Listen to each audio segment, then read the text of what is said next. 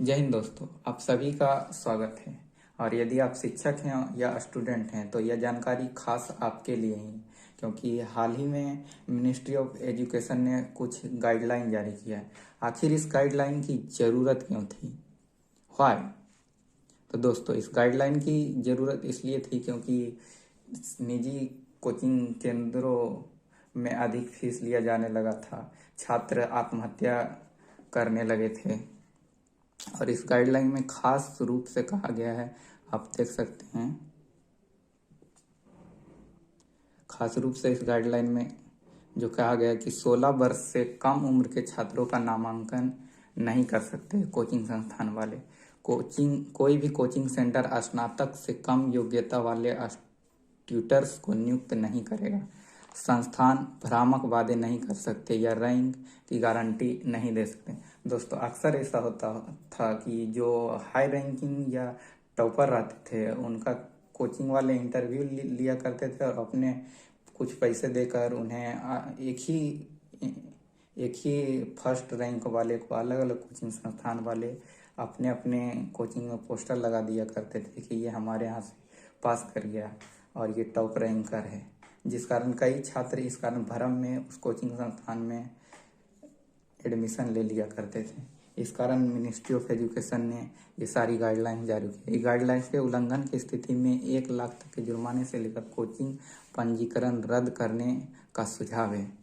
और आप देख सकते हैं नीचे लिखा हुआ है, छात्रों की आत्महत्या के बढ़ते मामले, आग लगने की घटना, कोचिंग संस्थानों में सुविधाओं की कमी के साथ साथ इनके द्वारा अपनाई जाने वाली शिक्षण पद्धतियों के बारे में सरकार को मिली शिकायत के बाद ये दिशा निर्देश आए हैं।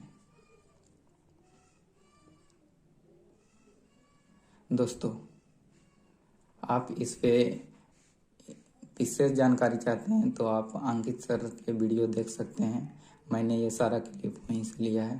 दोस्तों, आप देख सकते हैं कि इसमें विद्यार्थी की आत्महत्या 8% है, जिसमें कोरोना काल में आप देख सकते हैं कि इसमें कुछ प्रतिशत घट गया था, लेकिन इधर फिर बढ़ते ईयर के साथ 2021 का आप देख सकते हैं कि यह आंकड़ा फिर से बढ़ने लगा है।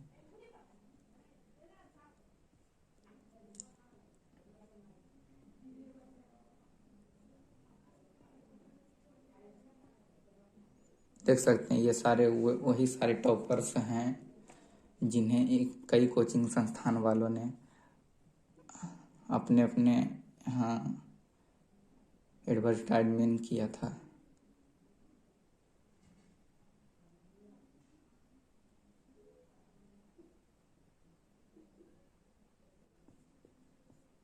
आगे और भी आप देख सकते हैं।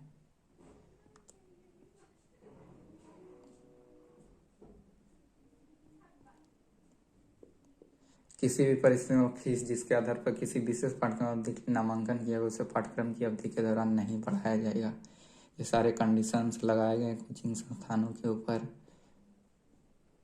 छात्रों की सहायता के लिए कोचिंग केंद्र में प्राथमिक चिकित्सा किट और चिकित्सा सहायता उपचार सुविधा होगी। अस्पताल आपातकालीन सेवाओं के लिए डॉक्टर, पुलिस हेल्पलाइन विवरण, अग्निशमन सेवा हेल्पलाइन, महिला हेल्पलाइन आदि जैसी रेफरल सेवाओं की सूची प्रदर्शित की विद्यार्थियों को उनके बारे में जानकारी दी जाएगी।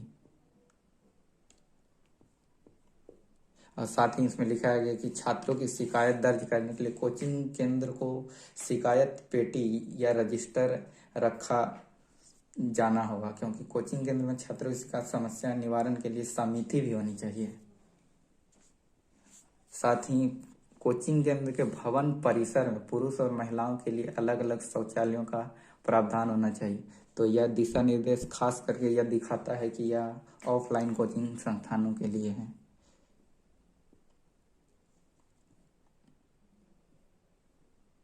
कोचिंग केंद्र यह सुनिश्चित करेगा छात्र और शिक्षकों को साप्ताहिक अवकाश मिले ताकि सभी को साप्ताहिक छुट्टी मिल सके। अक्सर कोचिंग संस्थान संडे को ही ज़्यादा क्लासेस कर देते हैं, ऐसा देखा गया है। अपने सिलेबस टाइम पे नहीं खत्म। तो गाइडलाइन में ये भी दिया गया है कि सारे कोचिंग संस्थान अपने सिलेबस समय पर ख़त्म करेंगे और उसका नोटिफिकेशन पहले ही जारी करेंगे और बीच में कोई फीस नहीं बढ़ाएगा।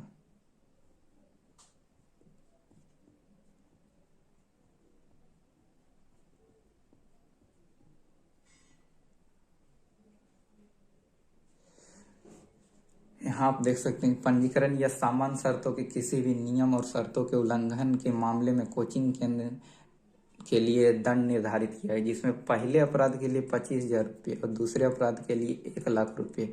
बाद के अपराध के लिए पंजीकरण रद्द कर दिया जाएगा।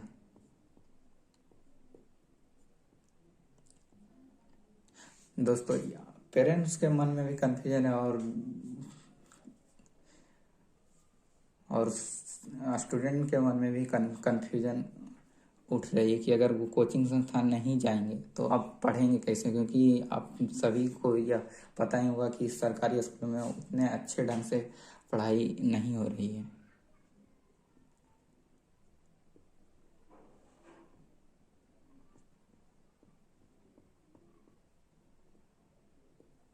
तो सरकार की गाइडलाइन तो आ चुकी है और इससे फायदा भी होगा विद्यार्थियों को, लेकिन यह कंफ्यूजन बना रहेगा कि 16 से कम आयु वर्ष यानी कि 10th के नीचे वाले बच्चे अब बिना बगैर कोचिंग संस्थान के वो अपनी शिक्षण कैसे पूरी करेंगे, क्योंकि उनके नीचे सारे विद्यार्थियों का नामांकन अब कोचिंग संस्थान के द्वारा नहीं करने का दिशा निर्देश दिया गया है।